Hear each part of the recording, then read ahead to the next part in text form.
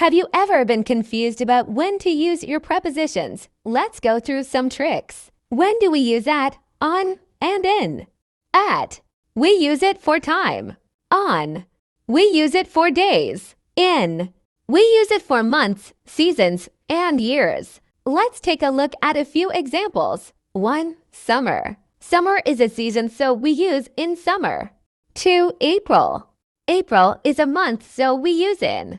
3. Monday. Monday is a day, so we use on. 4. 5 p.m. 5 p.m. is time, so we use at.